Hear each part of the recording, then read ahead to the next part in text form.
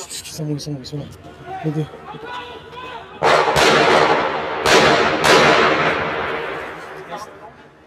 Baissez-vous, baissez-vous, baissez-vous. Baissez-vous. Et vous encore? Mais non, Edouard, t'écoutes. Edouard,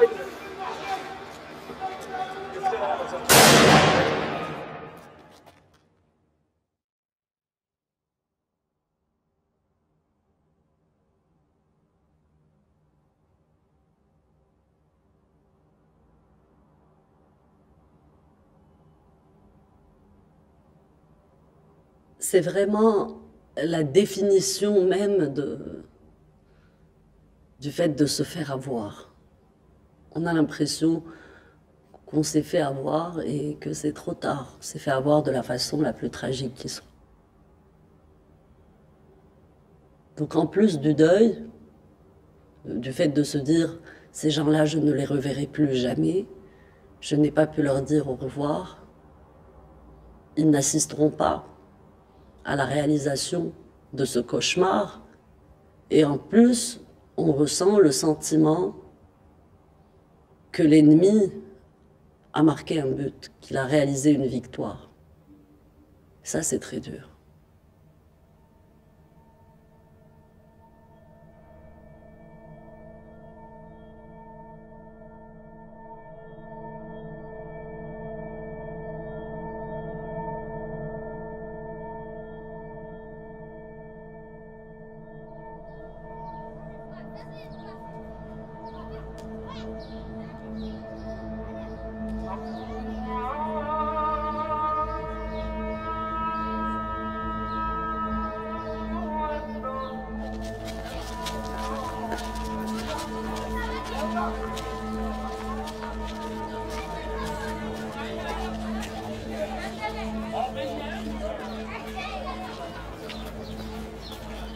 Tu me filmes? Oui, je filme.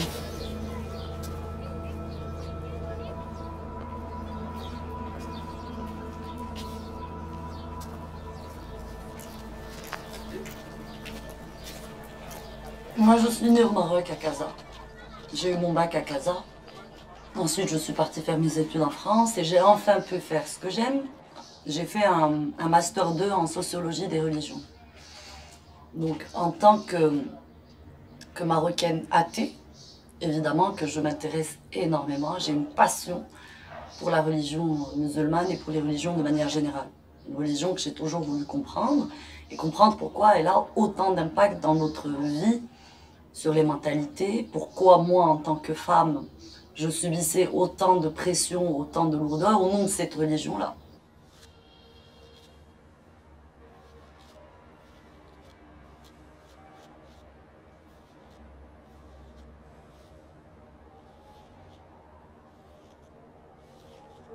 De nombreuses Marocaines de ma génération sont des femmes qui ont une double personnalité, même une double vie. Elles ont leur vie privée et puis elles ont cette image qu'elles doivent donner à la société. Et moi, c'est ça qui a fait que j'ai décidé de tuer le spectre de la réputation, de m'en foutre de la réputation et de l'image, parce que pour moi, c'était la condition sine qua non pour que je puisse vivre dans ce pays. Il fallait que je dise à tout le monde que je n'en avais rien à foutre de ma réputation. Quand on dit de moi que je bois ou que je fume, je dis oui, je bois, je fume, je fais un tas d'autres choses et je t'emmerde, quoi.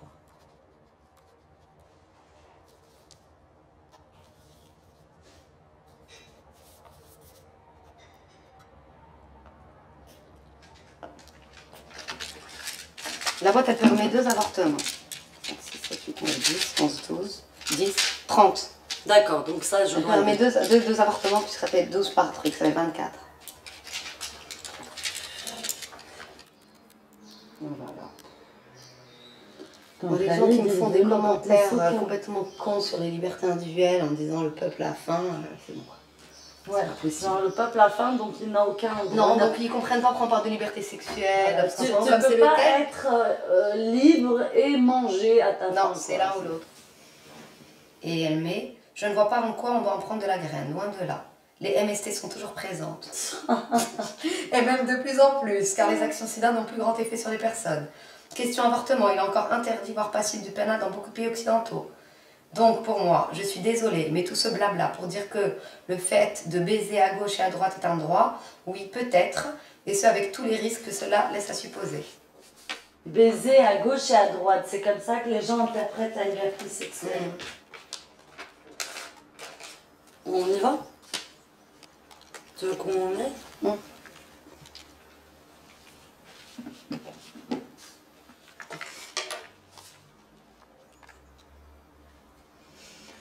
Tu es prête? Oui. إلا كنتي حاملة وبغيتي ديري الإجهاض ممكن أنك تطيحي الحمل من دون عملية بفضل كينات أرتوتيك. كينات أرتوتيك كتباع في الصيدليات ب100 درهم 2000 ريال وكتسمح ليك ديري الإجهاض في المنزل ديالك من دون كورتاج. غادي تحتاجي 12 كينة اللي غادي تناوليهم. J'ai grandi dans un univers où la norme était la soumission des femmes, la soumission absolue, y compris par la violence. Cette violence-là, je l'ai vue. Je pensais qu'elle était normale, que les choses étaient ainsi. Cette violence extrême, en réalité, m'a forgée. Elle a fait de moi quelqu'un qui n'est pas... qui sait mettre ses émotions de côté, qui sait aussi mettre son ego de côté, et qui sait aussi baisser la tête, prendre des coups et traverser un tunnel en se disant ben, au bout il y a la lumière. Maintenant il va falloir que je traverse et prendre des coups. Voilà.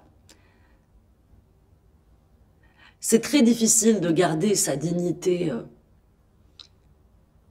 dans une dictature. C'est très difficile. Surtout quand on est une femme et qu'on est à chaque fois, pour un oui ou pour un non, on est attaqué, sali dans ce que l'on est. Et c'est pour ça qu'en fait, la dignité, le fait de garder la tête haute, ça a toujours été ma boussole et ma bouée de sauvetage. C'est ça l'aiguille qui fait que j'arrive parfois à traverser des épreuves tout en ayant l'impression qu'elles ne m'atteignent pas. Elles ne font que m'effleurer.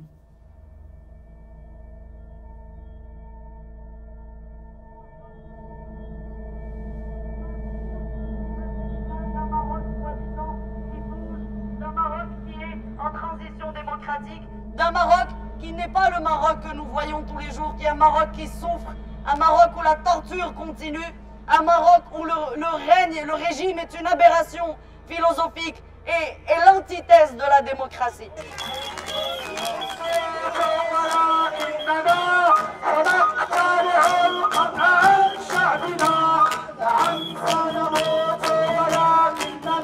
Sébastien Eugénie est notre envoyé spécial au Maroc à Rabat. Bonsoir Sébastien. Bonsoir. Il faut rappeler que le Maroc est en pleine ébullition depuis 4 mois. Comme dans de nombreux pays arabes, il y a une forte aspiration à plus de liberté. Et là-bas aussi, c'est le printemps arabe. Oui, le printemps marocain a accouché ici d'un nouveau mouvement citoyen qui est né là aussi sur Internet, sur Facebook, le mouvement du 20 février, c'est comme ça qu'il s'appelle. Et c'est comme si en fait le mouvement de la jeunesse du 20 février avait été balayé de la scène publique, mis de côté et parfois même menacé. Écoutez à ce propos Zineb Razaoui, elle est journaliste, blogueuse et c'est l'une des figures de ce mouvement. Ça fait maintenant des mois que j'ai arrêté de sortir seule dès qu'il fait noir. Et c'est le cas de beaucoup d'autres militants parce qu'ils ont eu beaucoup d'intimidation, beaucoup de menaces. Évidemment, je peux dire ce que je veux sur Facebook parce qu'il n'y a pas de législation Internet au Maroc, mais cela ne veut pas dire que je ne serai peut-être pas tabassée au coin d'une rue.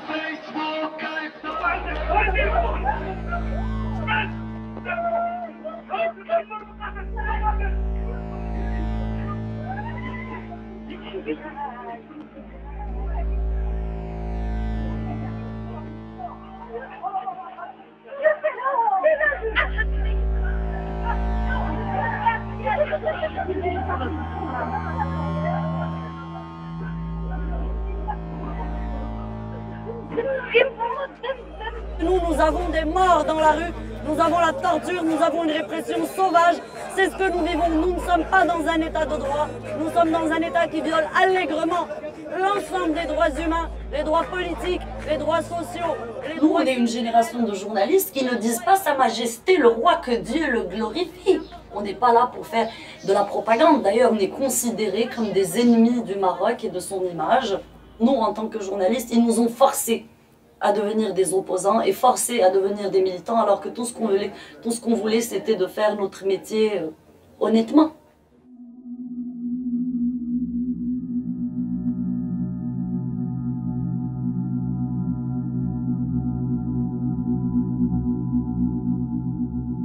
Avec l'élection du gouvernement islamiste en novembre 2011, le printemps arabe s'est transformé en automne puis en hiver.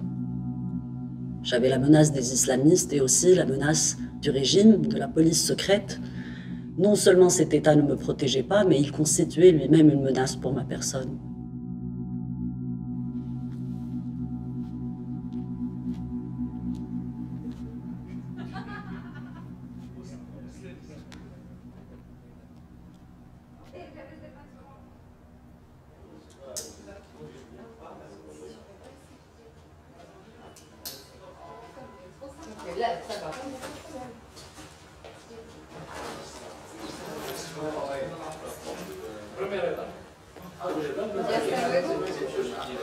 Hasta luego.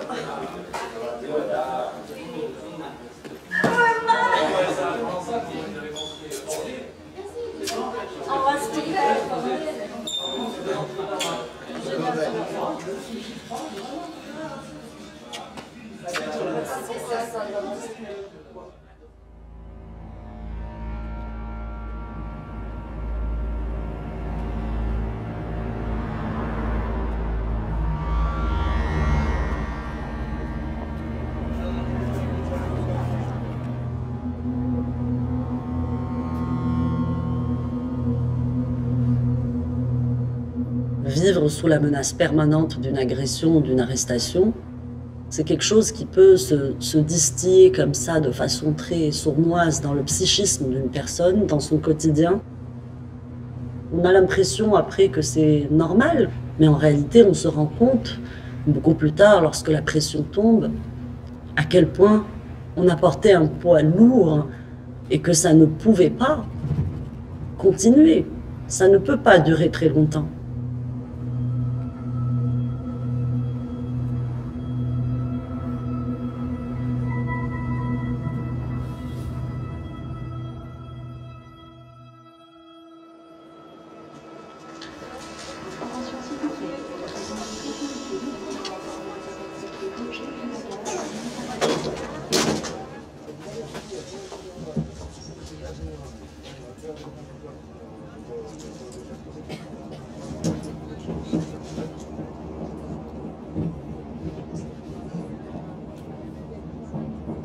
Quand j'ai quitté le Maroc, je suis allée à Paris, puis j'ai trouvé un job, enfin.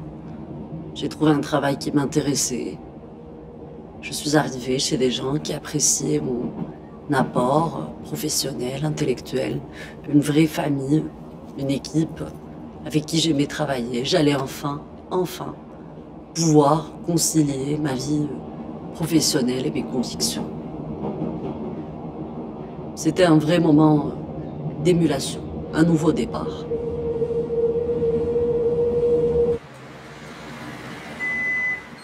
C'est Zinal.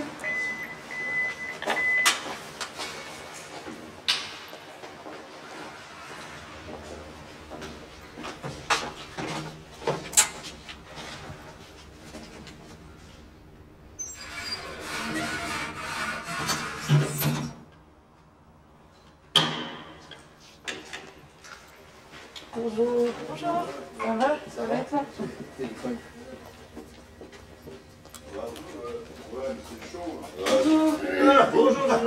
Bonjour, faut corriger, il faut faire les dessins, faut pas faire. Je peux pas écrire Vous faites ça cette semaine? Ouais, je peux boucler cette semaine, mais je vais écrire samedi, dimanche. Okay, Et je peux envoyer un synopsis vendredi soir. Dire voilà ce que j'ai vu, voilà ce que vendredi soir. Ouais, parce que moi je vais faire la prière du vendredi. C'est ça en fait mon reportage, ce sera la prière du vendredi là-bas. Je vais parler aux gens, voir des espèces de psychose, machin, voir un truc d'ambiance quoi, tu vois. Apparemment, voir les islamistes, c'est pas mal non plus ça. de la mosquée de Londres, d'où sont issus les mecs qui ont égorgé le... Par rapport là-dessus, c'est mieux Londres. On va aller comme ça aussi, hein. Non, non, non. Non, mais qu'importe, je veux bien faire un dessin. Faire les dessins, ouais, qu'on va... Ouais, ça m'arrange parce que Alors, la double. samedi on n'est pas là donc. Et puis aussi, t'es pas là samedi, toi. Ah oui, mais moi je me débrouille, moi. J'ai aucune vie privée le dimanche. Bon, alors, si on peut faire ça dans les temps, on va voir un peu ça. Ok. Donc la double, c'est la mosquée. La double, c'est la double cette semaine. Ah ben là, c'est la double par contre. D'accord. Ah oui, c'est D'accord. pas une page. C'est cool, je serais bien venu avec. Quand j'ai commencé avec Charlie, je me sentais complètement dans mon élément. J'avais l'impression de retrouver une famille professionnelle. J'étais différente des autres, mais on était tous pareils dans le sens où tous ceux qui travaillaient à Charlie sont venus à Charlie après un engagement, après un combat. Donc je faisais partie aussi de ceux qui étaient là à Charlie parce qu'ils sont naturellement arrivés à ce journal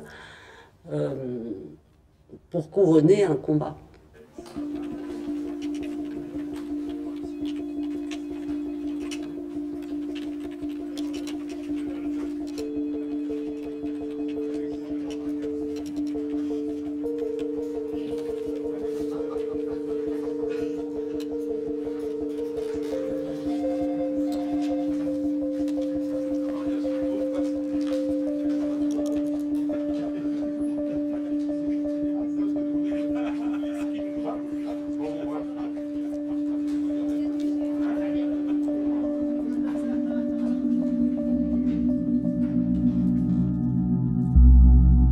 Bonjour à tous, de nouvelles caricatures du prophète Mahomet à la une de Charlie Hebdo, des dessins satiriques qui risquent d'attiser les tensions.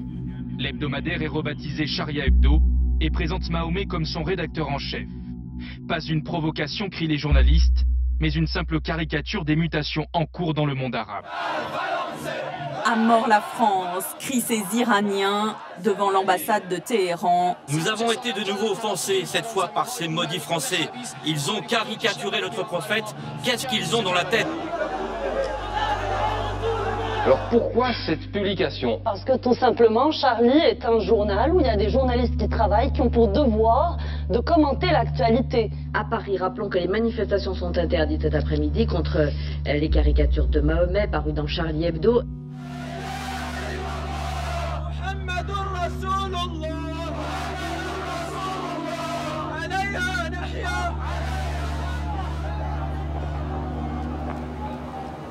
Sauvegarder dans notre pays le bon vivre ensemble, la paix, la stabilité. Ce matin à La Rochelle, un homme lié à un réseau djihadiste a été arrêté. Ce dernier avait proféré des menaces de mort à l'encontre de Charles. Qu'on m'apporte sa tête, c'est le vase qui déborde. L'homme appelait à décapiter le patron de l'hebdomadaire Charlie Hebdo. Eh bien, les locaux de l'hebdomadaire sont toujours sous surveillance. Et vous le voyez derrière moi, eh bien, il y a quelques minutes.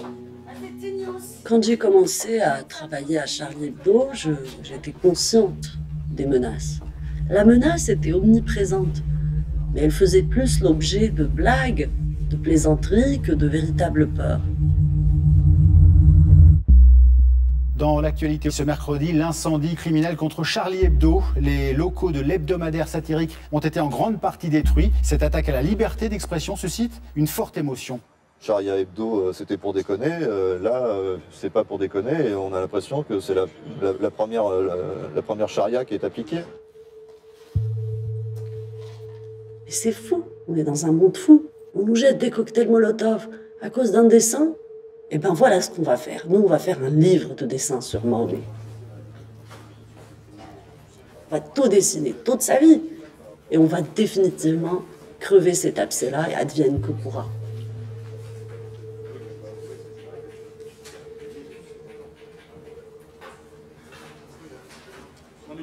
Je travaille en ce moment avec Charb sur un projet de bande dessinée sur la vie du prophète. Moi, j'écris les textes, lui, il les dessine, avec la plume, le trait qu'on lui connaît.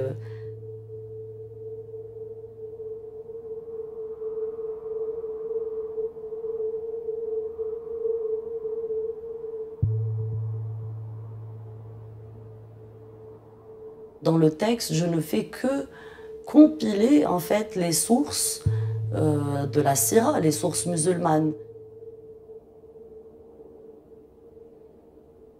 Ces textes, ces livres qui sont les sources essentielles du fiqh, de l'exégèse et de la Sira islamique, ce sont ces sources-là que j'utilise. Je n'invente rien.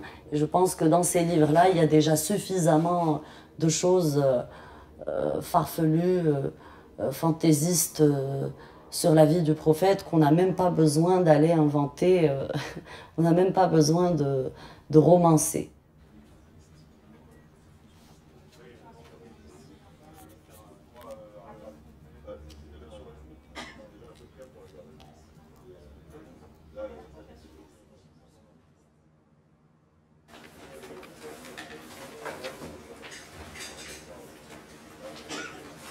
C'est très joli. T'as pas encore eu des échos ou non? Et toi? Non plus. Et la presse? De France Inter, on a parlé hier. Et du coup, il y a une copine qui lit pas Charlie et qui va en acheter 5. Parce qu'elle les donne à toute sa famille, à tous ses amis. Et c'est vrai que comme c'est pas cher, elle les distribue. D'accord. Et quand j'étais au festival de Saint-Maur, au festival du livre, tout ça, il y a un vieux monsieur qui a 80 ans qui vient me voir. Vous savez, je lis pas Charlie Hebdo. Hein. Je dis bon, bah, ça tombe bien. Mais je lis le Canard enchaîné.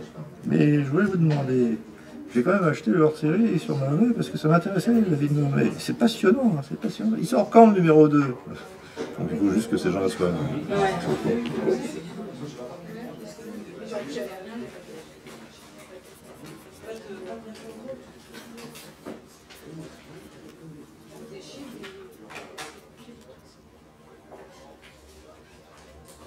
J'essaye de ne pas sacrifier les principes au danger. Ce n'est pas parce que défendre quelque chose d'important nous expose au danger qu'il faut renoncer à ça. Depuis le début des années 2000, on sentait monter le fascisme islamique. On sentait se répandre dans la société cette peur, cette omniprésence de cette idéologie. Mais en fait, le pire allait encore venir. Ce sont des gens comme toi et moi. Voilà, ouais, bah oui. Ah oui, Zineb, tu sais, je t'avais envoyé le mail, là, c'est un Marocain qui est jugé par contumace, donc il a menacé de mort sur Internet, etc. Comment il s'appelle? Bah, je sais pas comment il s'appelle, mais c'est un mec qui vit en France, à La Rochelle. Ils l'ont expulsé assez très vite, enfin, Non, pas très vite, les menaces de mort, ça remonte à un petit moment, mais ils l'ont expulsé il y a le mois dernier. Là, c'est dingue ça, parce que c'est... Apparemment, il est lié à des réseaux salafistes ou je sais pas quoi. Ils l'ont expulsé en urgence, alors qu'il devait être jugé aujourd'hui, pour les menaces de mort. Donc il est jugé, mais sans être là. Mais il faut trouver son nom. Ah bah c'est facile, oui, il faut retrouver son nom, qu'on voit à quel réseau il est lié et tout, ça serait intéressant de voir ça. Ah, mais ça se trouve, il est même pas lié à des Marocains, ça se trouve c'est un Marocain qui vit en France depuis je sais pas combien d'années, tu vois, et qui est... D'accord. Nous on ne demande pas qu'il soit expulsé, on s'en fout qu'il soit expulsé. Il peut même rester en France, tu vois, après sa condamnation. On n'est pas pour la double peine, mais qu'il soit pas du tout jugé, c'est bizarre. Exactement, ouais. Et le mec, ça lui rend service. S'il pourra continuer à... Ouais. Mais il laisse quand même sa femme. Il pourra plus revenir aussi. Je sais pas si ça lui rend service, mais... Bah, ça l'arrange, il va prendre une autre femme là-bas. Celle qui est là, elle touche les allocs, elle va lui faire des virements par Western Union tous les mois, et lui continuera. Dis donc, attention bah oui. C'est comme ça qu'elle fait. C'est comme ça qu'il fait avec ton mari marocain. T'as combien de maris toi? Mais ton métier de mari marocain que tu escroques. C'est pour ça qu'il y a plein de Western Union là-dedans. Ouais. Bah oui, tu sais, l'Afrique vit avec Western Union. Hein.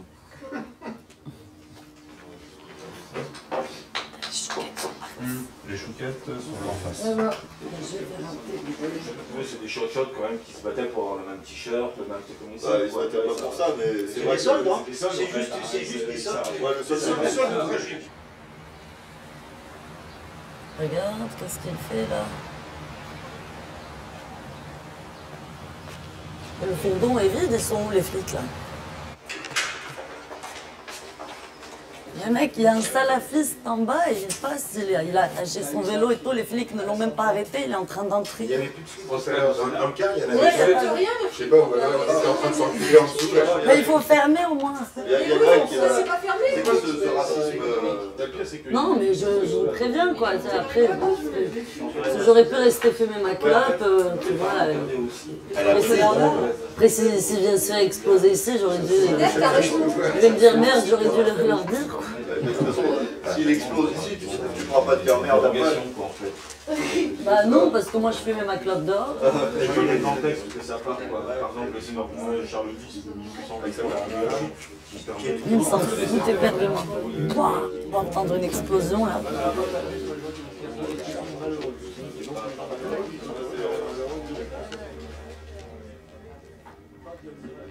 Ah, il n'est pas venu, hein.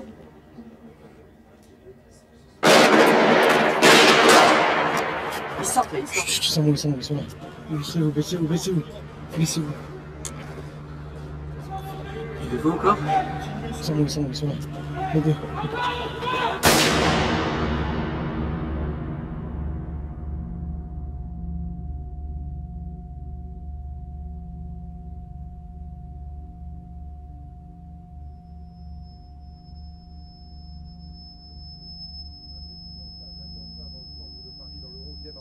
Des hommes lourdement armés ont attaqué le siège du journal Charlie Hebdo.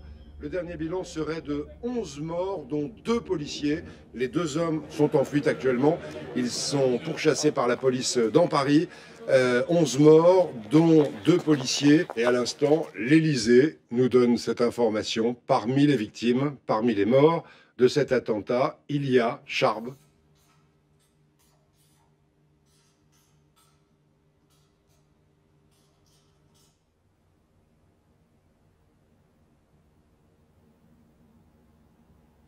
Il paraît que c'est normal de ressentir ça après des catastrophes meurtrières, après des drames comme ça. Il paraît que ça s'appelle le syndrome du survivant.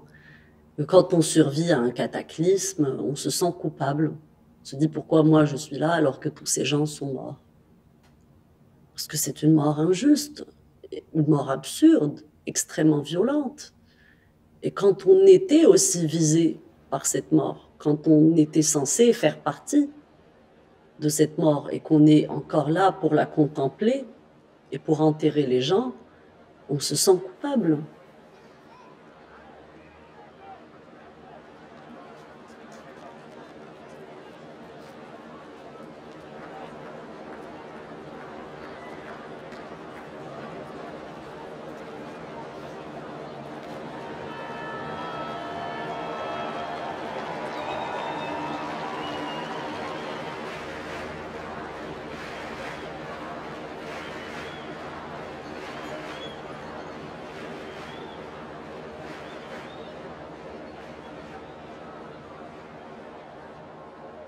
Le 11 janvier, avec mes collègues, oui, j'étais à la tête de la plus grande manif de l'histoire de France.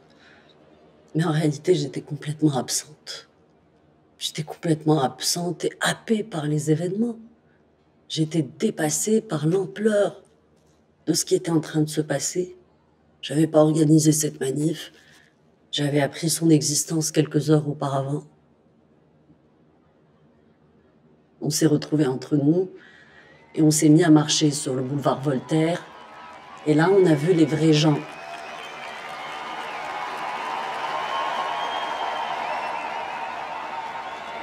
Des personnes qui étaient venues tout simplement exprimer leur tristesse.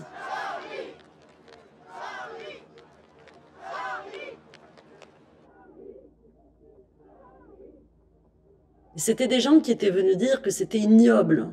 Ce qui s'était passé était ignoble. À ce moment-là, moi, j'ai ressenti une émotion intense. J'en ai pleuré. Je me suis dit, mais s'ils étaient là seulement pour voir ça, enfin les gens ont compris. Enfin, on nous a compris. Et ce que je ne savais pas à ce moment-là, c'est que quelques jours après, à peine, eh bien, les idées pestilentielles allaient refaire surface et que ces espèces d'idéologues de ce fascisme qui a assassiné mes collègues allaient remonter par les égouts.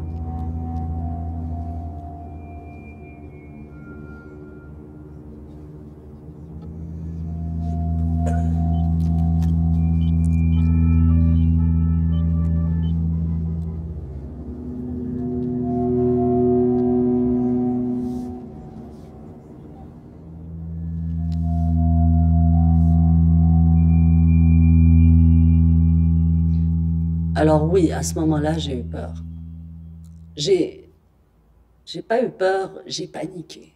Parce que je me suis dit, mais où est-ce que ça va s'arrêter?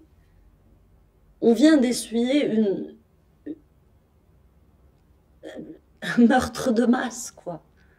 Une boucherie où tout le monde est mort et je ne suis là que par miracle, que par hasard.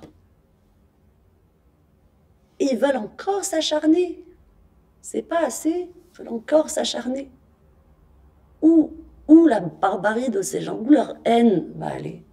Et puis, j'avais l'impression que c'était une damnation.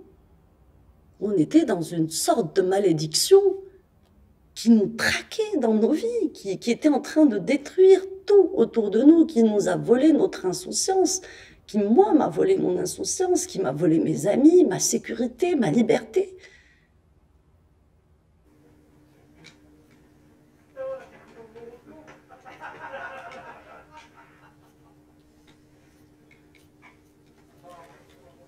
Je mets du brun et pas du noir. Ça soit tranquille.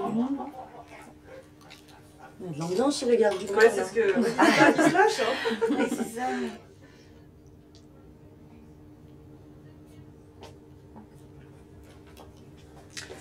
Il paraît que c'est la femme la plus protégée de France. Ah bon? Je sais pas. Je crois Ils sont impressionnants. Ouais, mais c'est surtout qu'ils sont là tout le temps. C'est fou ça. Ouais. Tout ça pour eux. Ouais. Tout ça alors que je dis des trucs qui sont légaux, quoi, Mais dans oui. ce pays. Et par contre, Bien sûr. les autres se baladent en liberté. Oui, c'est ça. Ouais. C'est ça. C'est exactement ça. Sinon, enfin, des gens comme moi ne devraient pas être protégés. C'est incroyable. Ça s'abat comme ça sur quelqu'un. C'est... Ben ouais, t'as plus de vie, quoi. C'est... Voilà, est-ce que ça va? Parfait. Voilà. Je voulais vous installer là et parler avec Marlène. Comme vous voulez, comme là là où où vous vous sentirez bien. Est-ce que vous vous sentez bien dans la loge? Oui, non, mais oui. Donc je prends votre place.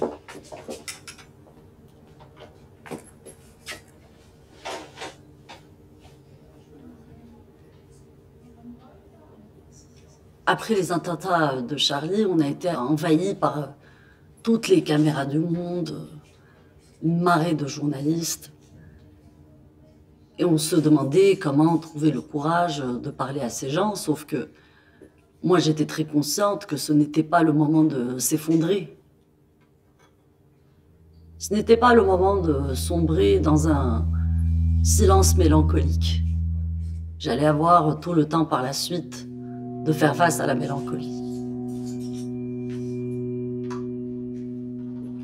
Le sentiment de peur, moi je voudrais savoir comment ça se passe aussi, de travailler dans ces conditions après la mort de vos collègues, après la mort de vos amis.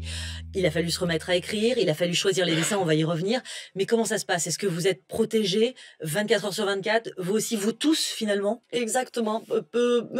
En fait, voilà, nous sommes protégés 24 heures sur 24. Nous n'avons pas encore de visibilité sur les modalités de tout ça dans l'avenir. Le sentiment de peur n'est pas quelque chose... On n'a pas le temps de s'en préoccuper, en fait. Moi, personnellement, je n'ai pas peur. Je n'ai pas du tout peur parce que parce que je n'avais pas peur auparavant, parce qu'on savait ce qu'on risquait. Parce qu'on sait contre quel monstre, contre quel fantôme on se bat, mais on n'avait pas le choix, on devait le faire. Aujourd'hui, on a payé ce prix-là. Si nous mourions, moi ou d'autres, je pense que d'autres continueraient à mener ce combat-là pour la liberté d'expression, donc on le fait sans peur. Voilà, on n'a pas peur.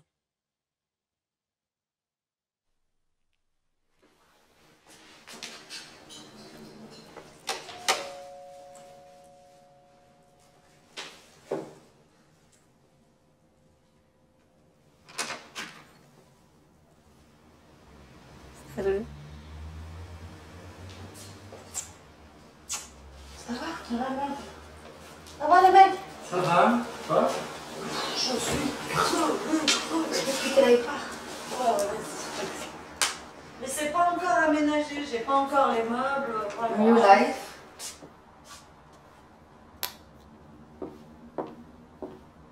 Ah ouais, non, c'est bien. enfin installé.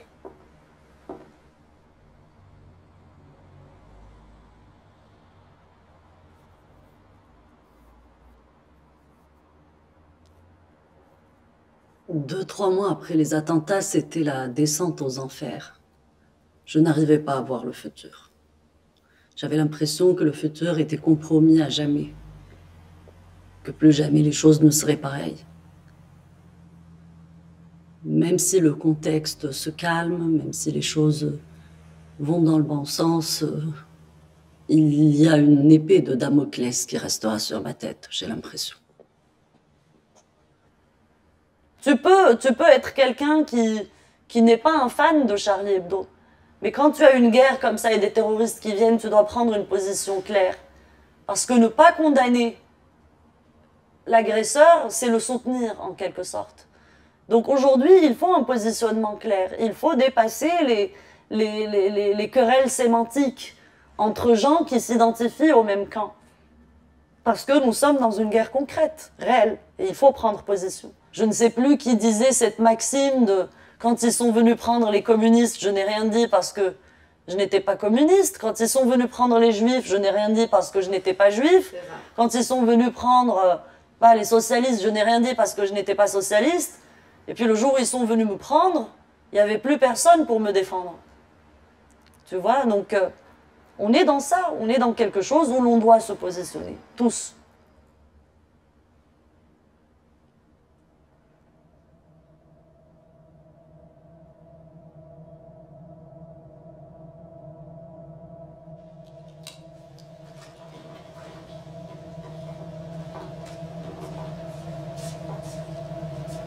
Ouais, ils sont là. On va y aller.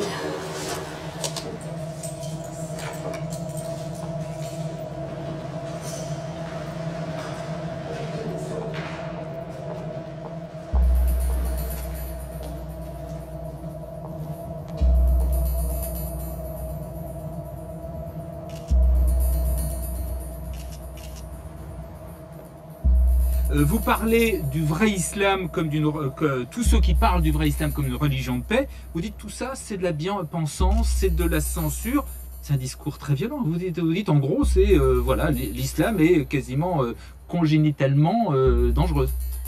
Oui, je pense que l'islam, lorsqu'il sort de la case qui devrait être celle de toute religion, c'est-à-dire une spiritualité privée, lorsqu'il prétend vouloir régir la cité, oui, il devient dangereux comme toute idéologie, comme toute religion qui prétend régir la cité. En disant ça, vous avez l'air de dire que si on est musulman, on a tendance à être terroriste. Non, pas du tout. Quand on est les vrais musulmans, sont ceux qui se définissent eux-mêmes comme des musulmans.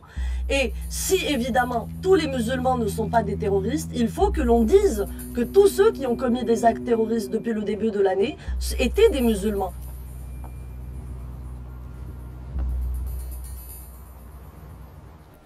Ils s'en prennent à vous uniquement pour ce que vous dites ou parce que vous êtes une femme et que ça les rend d'autant plus dingues que vous autorisiez ce type de franchise Moi, je pense que c'est parce que je suis une femme, mais aussi parce que je suis une femme d'origine musulmane.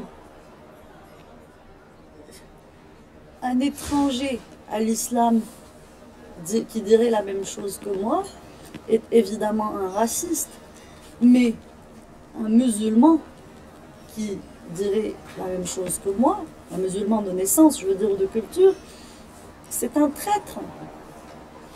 Et c'est évidemment quelqu'un à battre. Est-ce qu'il y a des choses que tu faisais avant que tu peux plus faire? Oui, y compris sur le plan professionnel, évidemment. Comment faire un reportage dans certains cercles quand on est accompagné d'un certain nombre de messieurs. Voilà. Genre tu peux aller boire des coups avec tes copines Ça arrive. Mais chez elles forcément ou tu peux aller dans... Non, on peut aussi être à l'extérieur, ça nous arrive.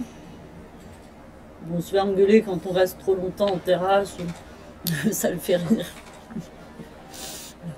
C'est lui qui manque.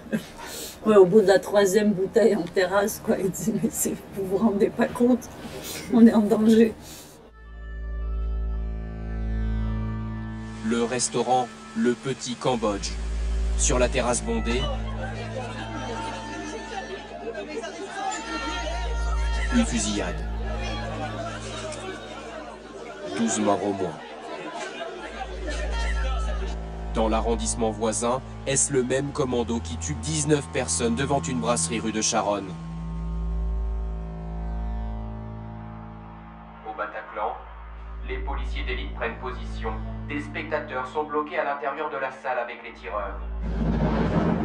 3 des 4 terroristes se font exploser.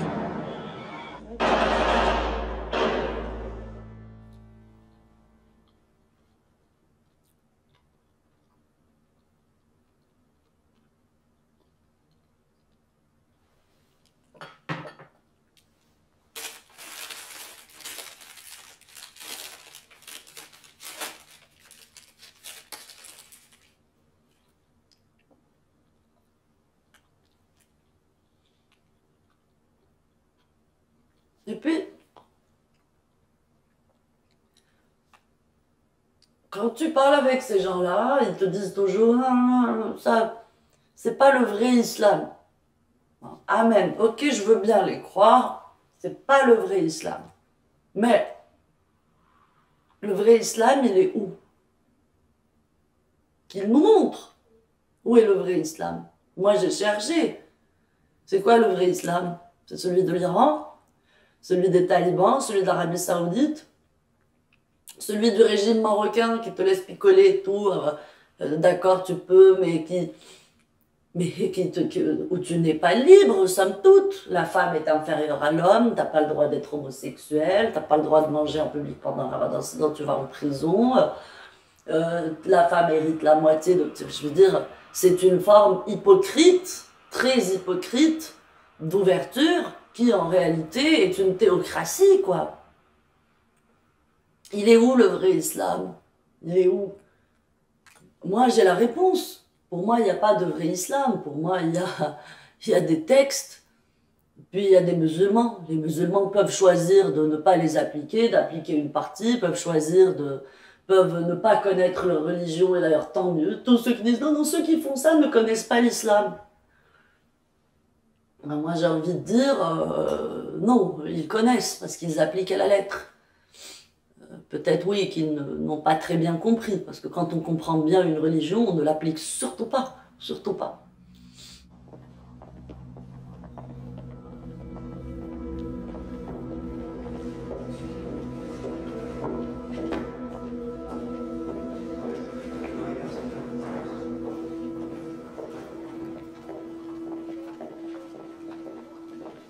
Aujourd'hui, on est là à dire, oui, on va mettre dehors tous les imams radicaux. Moi, j'estime que ça aurait dû être fait depuis belle lurette. Nous en sommes arrivés à produire des individus à identité monocorde qui ne se considèrent pas comme des Français, qui sont des musulmans avant tout, et qui ont fini par revendiquer des clichés identitaires dont l'extrême droite les a affublés. Parce que, en soi, c'est très bien de vouloir renouer avec ses origines, découvrir sa culture d'origine, mais il y a tellement de façons différentes de le. D'abord en apprenant l'arabe, en lisant la littérature arabe, en découvrant le cinéma égyptien, j'en sais rien. Eh bien, non, eux, ils pensent qu'en arborant un accoutrement saoudien, eh bien, ils renouent avec la culture marocaine ou algérienne ou tunisienne, ce qui est complètement débile. Et puis, il faut dire aussi que nous sommes face à la faillite la plus absolue de l'intelligence et de la pensée. Rappelons des choses simples, c'est que ces mecs qui se sont fait exploser au Bataclan, ils l'ont quand même fait pour pouvoir s'accoupler avec 70 vierges. C'est-à-dire que le paradis pour eux, qui pour moi n'existe pas, mais c'est un immense lupanar au 7e ciel. Et d'ailleurs, ça m'a beaucoup fait rire ce matin quand j'ai vu cette jeune femme qui s'est fait exploser, parce que je me suis dit, la pauvre, si elle a écopé de 70 puceaux, voilà la punition.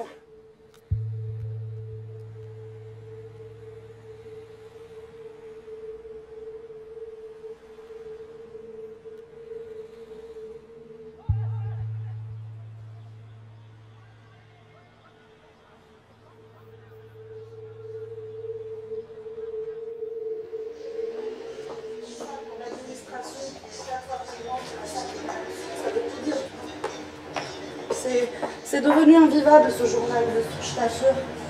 Moi, je pense pas que je vais lui lire. Je sais, c'est un énorme gâchis. C'est tellement triste. Je sais que personne d'entre nous ne voulait partir après le 7 janvier. Oui, il est arrêté.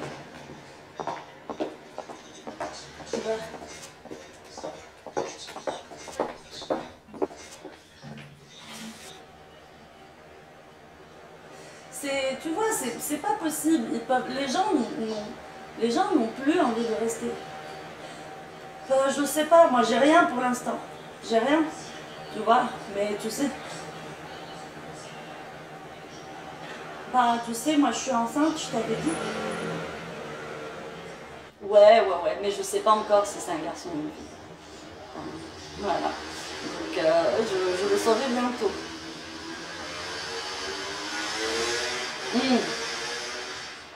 Et oui,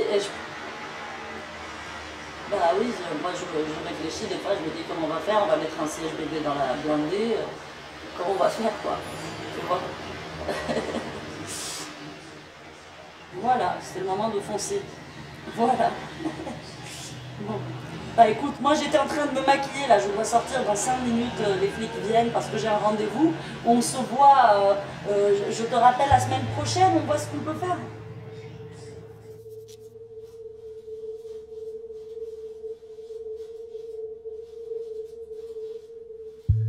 Le fait d'avoir échappé à un événement où j'aurais pu disparaître, le fait d'en prendre conscience, de s'en réjouir même, fait que la vie renaît de la mort et la vie continue, renaît de ses cendres.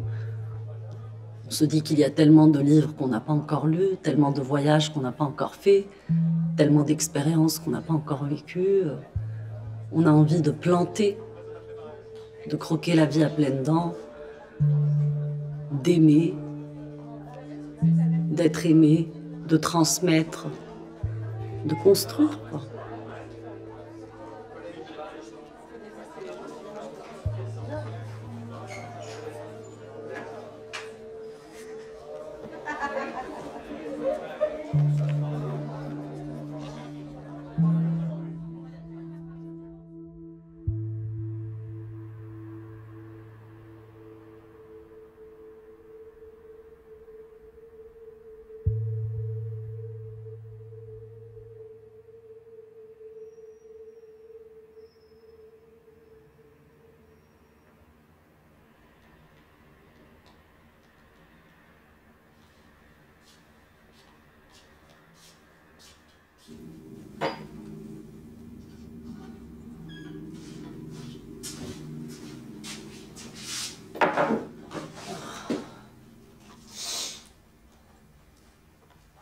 Si seulement j'arrivais à trouver une femme de ménage aujourd'hui qui vienne demain, je m'en suis pas occupée.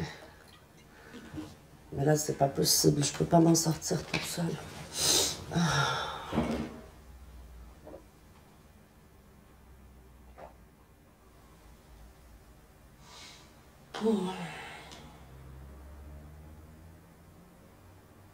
Rien à filmer, qu'est-ce que tu filmes, franchement? Une meuf qui boit son jus, qui fait...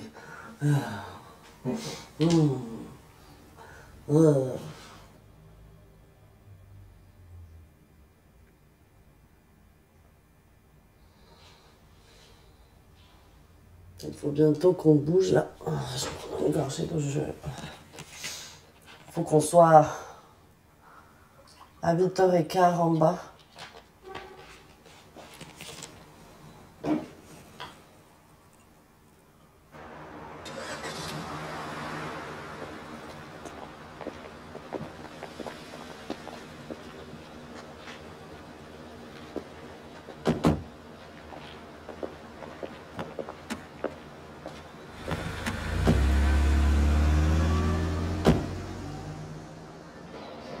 Vous êtes ponctuel.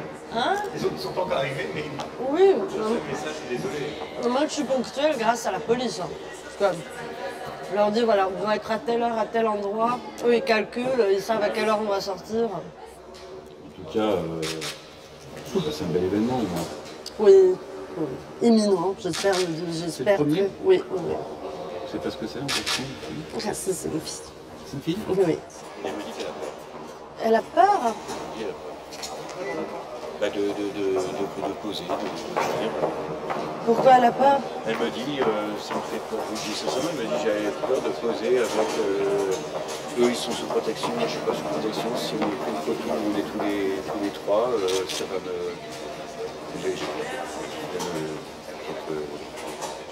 Tu es un pestiféré radioactif. Voilà ce que tu es. Personne ne veut se prendre en photo avec toi.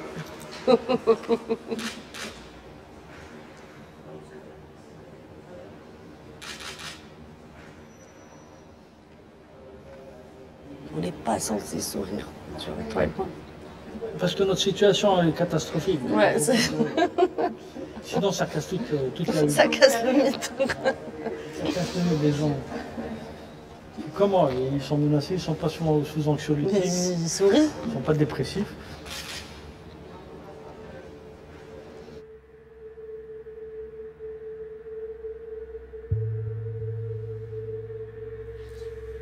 J'ai pu m'en foutre des questions de sécurité et les refouler, les mettre de côté. Me dire, allez, c'est quelque chose que je vais subir, et puis tant pis. Mais quand je pense à ma fille, je me dis qu'elle va grandir entourée d'hommes armés, de gardes du corps. Ce n'est pas un environnement normal pour un bébé. Elle mettra sans doute du temps à comprendre, mais il va falloir lui expliquer pourquoi. Il va falloir que je trouve les mots, sans lui faire peur.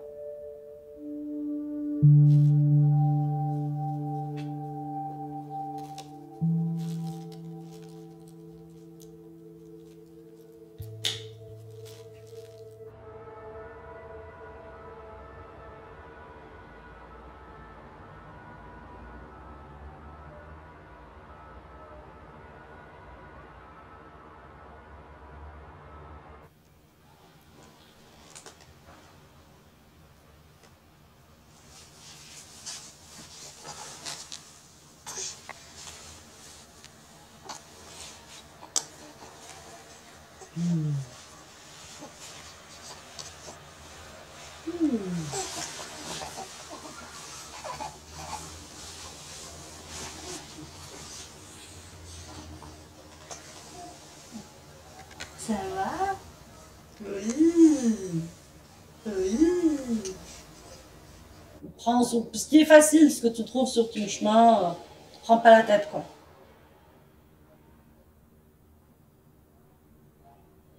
Et puis tu trouveras pas tout, de toute façon c'est le 14 juillet, donc... Regarde qui est là, t'as ta Marie. Là, regarde, tu sais, là on est en pleine crise de tomber de la nuit, donc la crise d'angoisse et tout. Je vais essayer de la reposer, mais t'es belle. Oh. Non, je suis certes pour. Si je peux faire ça.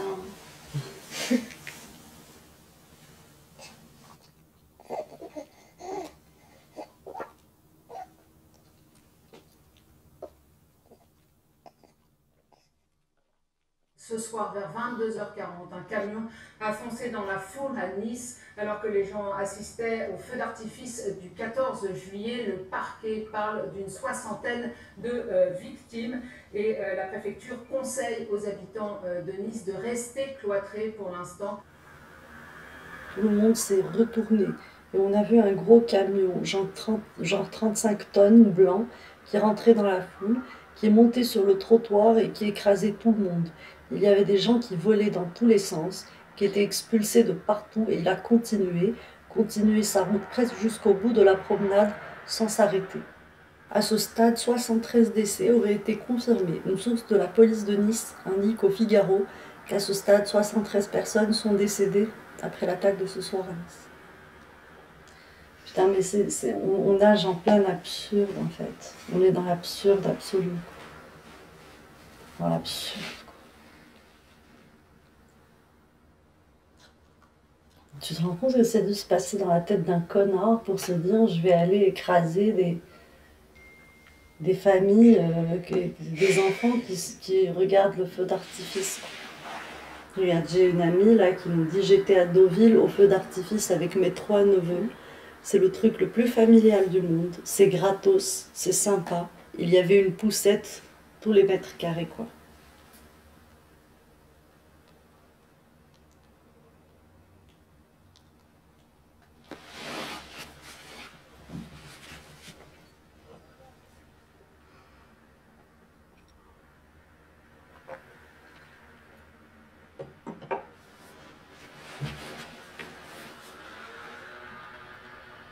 Qu'est-ce qu'il faut faire pour qu'on se débarrasse de ça, quoi? Qu'est-ce qu'il faut faire?